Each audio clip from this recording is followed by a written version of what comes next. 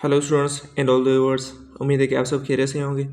आज हम डिस्कस करने वाले हैं फिज़िक्स के पास पेपर्स में जो क्वेश्चन आ चुके हैं मेरा यूनिवर्सिटी में 2021 के ये पास पेपर्स हैं। ठीक है स्टूडेंट्स, और आज हम डिस्कस करेंगे फिज़िक्स के 20 एमसीक्यूज़ को।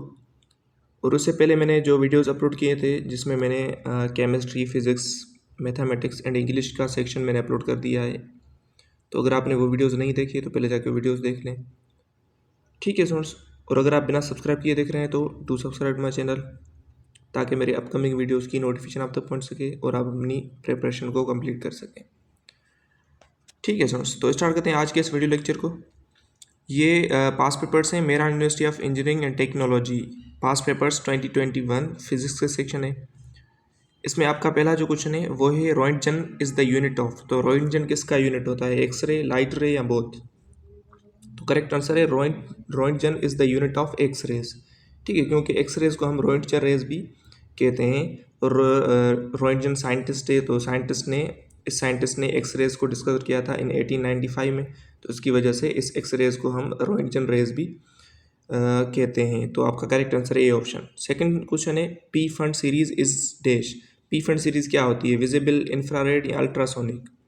ठीक है स्टूडेंट्स, अगर हम कुछ सीरीज़ की बात करें, जब शेल्स में इलेक्ट्रॉन्स ठीक है आते हैं या निकल जाते हैं, या आयोनाइज होते हैं या एक्सट्राइट होते हैं, तो सबसे पहले आप सीरीज़ होती है लेमन सीरीज़। तो लेमन सीरीज़ आपके पास अल्ट्रावायलेट सीरीज़ होती है। उसके बाद आपके पास आती है बाल्मर सीरीज़। बाल्मर सीरीज़ आपके पास विजिबल सीरीज़ होती है। उसके बाद आपके पास आती है पी फंड सीरीज़। ठीक है, और पी फंड सीरीज़ और पास्चन सीरीज़ दोनों आपके पास इंफ्रारेड होती हैं। उसके बाद लास्ट आती है ब्रैकेट सीरीज़। तो ब्रैकेट सीरीज़ आपके पास होती है अल्ट्रासोनिक सीरीज़। ठीक है स्टूडेंट्स, तो ये सीरीज़ होती हैं जब इलेक्ट्रॉन आयोनाइज होता है या एक्साइट होता है। ठीक है स्टूडेंट्स, तो पी फंड सीरीज़ जो है आपके पास इंफ्रारेड सीरीज़ होती है। तो आपका करेक्ट आंसर है बी ऑप्शन।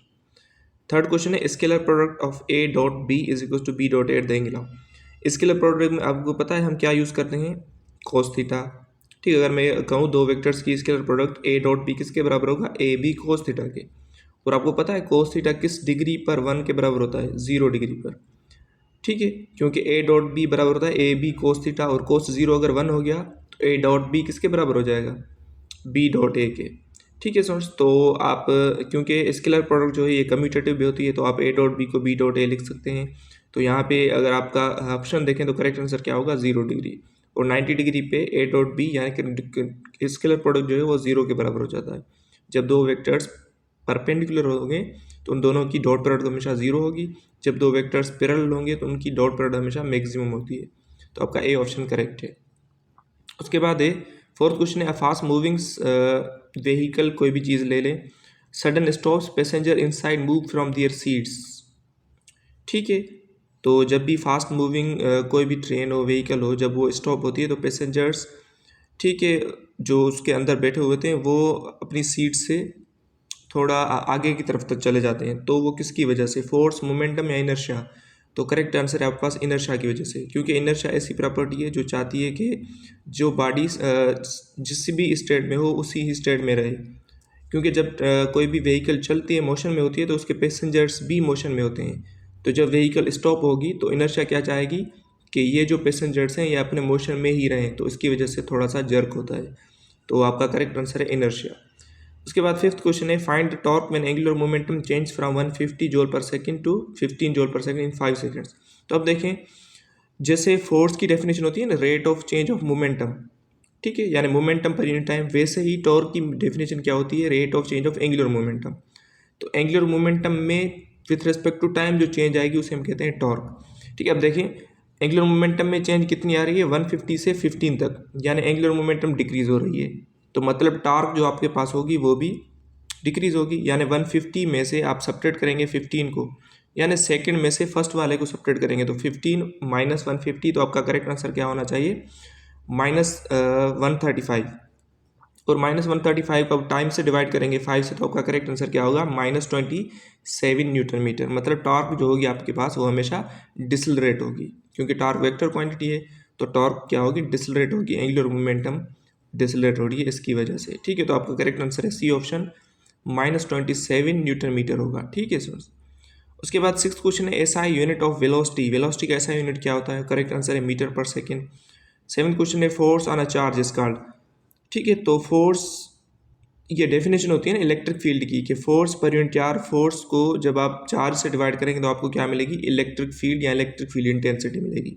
तो force on a charge is called electric field intensity. तो ए ऑप्शन करेक्ट आंसर है। 8 क्वेश्चन है, velocity is a constant in. तो वेलोसिटी किस में कांस्टेंट होती है, वाइब्रेटरी मोशन, रेक्टिलिनियर मोशन या सर्कुलर मोशन। तो अगर हम देखें कि वाइब्रेटरी मोशन जिसमें हम सिंपल हार्मोनिक मोशन पढ़ते हैं, एक यानी इंपॉर्टेंट टाइप होता है वाइब्रेटरी मोशन का, सिंपल हार्मोनिक मोशन। तो आपको पता है सिंपल हार्मोनिक मोशन में वेलोसिटी कांस्टेंट नहीं होती। सिंपल हार्मोनिक मोशन में वेलोसिटी मीन पोजीशन पे मैक्सिमम होती है, एक्सट्रीम पोजीशन पे जीरो हो जाती है। तो वेलोसिटी जो कांस्टेंट होती है वो हमेशा रेक्टिलिनियर मोशन में होती है, क्योंकि रेक्टिलिनियर मोशन में जो ऑब्जेक्ट्स मूव करते हैं वो हमेशा स्ट्रेट फॉरवर्ड मूव करते हैं, तो उसमें आपके पास वेलोसिटी कांस्टेंट हो जाती है। तो रेक्टिलिनियर मोशन में वेलोसिटी कांस्टेंट होती है। उसके बाद 9th क्वेश्चन है, which are the following is infrared. तो अभी हमने पढ़ा है कि इंफ्रारेड कौन सी सीरीज़ है, पी फंड सीरीज़ जो है ये आपके पास इंफ्रारेड सीरीज़ है। उसके बाद 10th क्वेश्चन है, formula for the Compton shift. Compton shift के लिए फार्मूला क्या होता है, तो आपका करेक्ट आंसर है बी ऑप्शन। ठीक है, change in wavelength is equal to H per unit M C, यानी एच को एम सी से डिवाइड करेंगे, पर मल्टीप्लाई किससे करेंगे, 1 माइनस कोस थीटा से। तो ये फार्मूला होता है कॉम्पटन शिफ्ट का। और डेल लेमडा जो है इसको आप यानी लेमडा डैश माइनस लेमडा भी लिखा होता है कभी कभी, तो फार्मूला सेम ही है। बी ऑप्शन आपका करेक्ट आंसर है, कॉम्पटन शिफ्ट का फार्मूला। 11th क्वेश्चन है, the value of G is less at. तो वैल्यू ऑफ जी कहाँ पर कम होगी।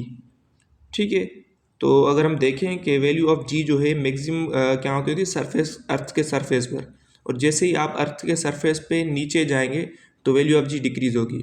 जैसे ही अर्थ के सरफेस से ऊपर जाएंगे तभी वैल्यू ऑफ जी क्या होगी, डिक्रीज होगी। मतलब अर्थ से जितना आप दूर चले जाएंगे यानी डिस्टेंस बढ़ाएंगे तो वैल्यू ऑफ जी डिक्रीज होगी। ठीक है, अब देखें इक्वेटर पर ज़्यादा डिक्रीज होगी या पोल पर।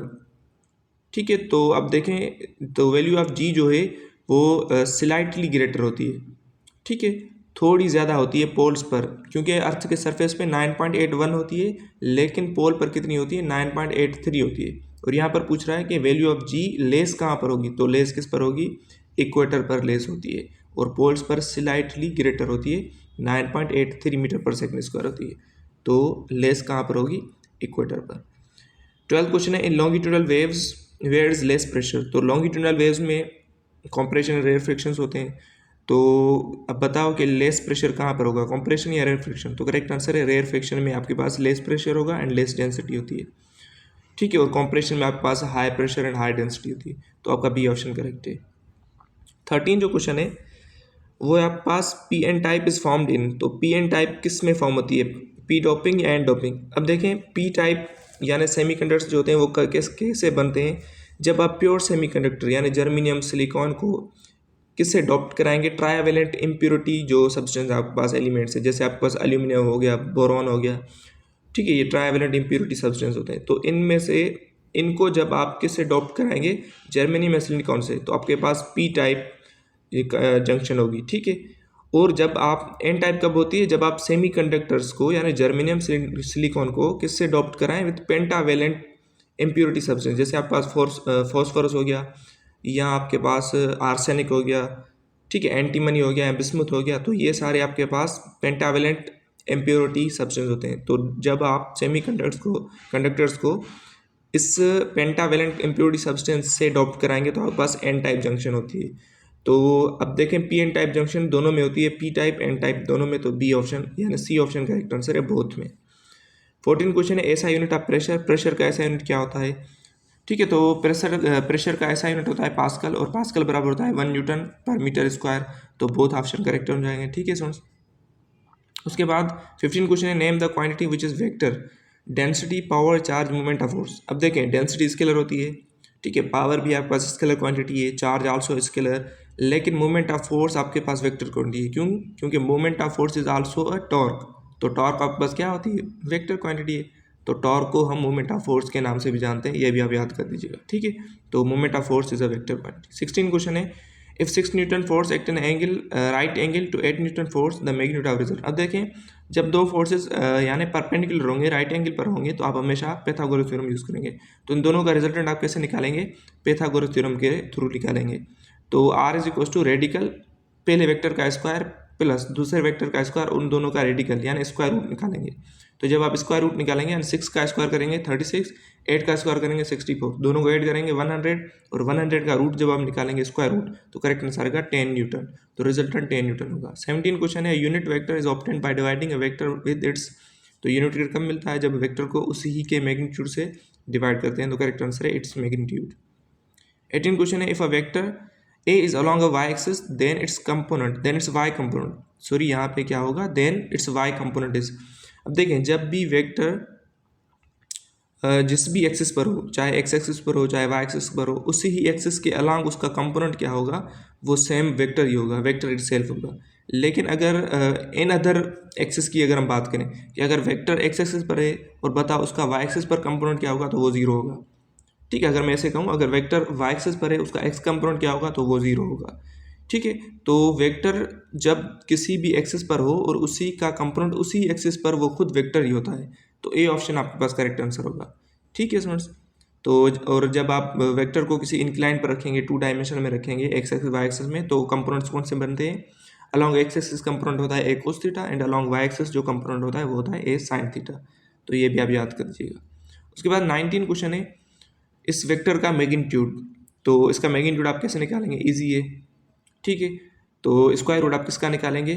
आई का कोफिशिएंट, जे का कोफिशिएंट, के का कोफिशिएंट, इन जो भी कोफिशिएंट्स हैं इनका स्क्वायर निकालें। 2 का स्क्वायर 4, जे के आगे 1 है तो 1 का स्क्वायर 1, अगेन -2 का स्क्वायर करेंगे तो 4, तो 4 + 4 8, 8 + 1 9, और 9 का जब आप स्क्वायर रूट निकालेंगे तो करेक्ट आंसर क्या होगा? 3। तो इस वेक्टर का यानी मैग्नीट्यूड क्या होगा? 3। 20 क्वेश्चन देखें। 20 क्वेश्चन है, आई डॉट जे क्रॉस के किसके बराबर? देखें, एक होती है डॉट प्रोडक्ट, एक होती है क्रॉस प्रोडक्ट। डॉट प्रोडक्ट जब आप सेम वेक्टर्स की लेते हैं यानी I dot I, J dot J, वो हमेशा 1 के बराबर होती है। और डॉट प्रोडक्ट जब आप डिफरेंट यूनिट वेक्टर्स की लेते हैं ऐसे जैसे I dot J, J dot के, तो वो हमेशा 0 हो जाती है। लेकिन क्रॉस प्रोडक्ट में ऐसा नहीं होता। ठीक है, क्रॉस प्रोडक्ट में जब आप वेक्टर का डायरेक्शन चेंज करेंगे तो फर्क पड़ेगा। ठीक है, तो जे क्रॉस के किसके बराबर होता है? आई के बराबर होता है। और अगेन देखें, आई डॉट आई यानी जे क्रॉस के किसके बराबर हो गया? आई के। तो आई डॉट आई किसके बराबर होता है? 1 के, क्योंकि सेम यूनिट वेक्टर्स की डॉट प्रोडक्ट हमेशा 1 के बराबर होती है। तो आपका बी ऑप्शन करेक्ट हो जाएगा। ठीक है स्टूडेंट्स, तो ये कुछ क्वेश्चन थे इंपॉर्टेंट फिजिक्स के जिन्हें हमने डिस्कस किया। ठीक है स्टूडेंट्स, तो अगर वीडियो अच्छी लगे तो वीडियो को लाइक कर दें, चैनल को लाजमी सब्सक्राइब कर दें और इस चैनल को अपने फ्रेंड्स के साथ शेयर कर दें जो जो मेरा यूनिवर्सिटी की प्रिपरेशन कर रहे हैं, अभी से ही प्रिपरेशन कर रहे हैं। ठीक है स्टूडेंट्स, और इंशाल्लाह हम कंप्लीट प्रिपरेशन करेंगे। पहले पास पेपर्स जो भी हैं वो मैं अपलोड करूँगा, उसके बाद जो सैम्पल पेपर्स हैं जो मैंने खुद बनाए वो इंशाल्लाह वो भी मैं अपलोड कर दूँगा। तो मिलते हैं नेक्स्ट वीडियो में। Thank you for watching.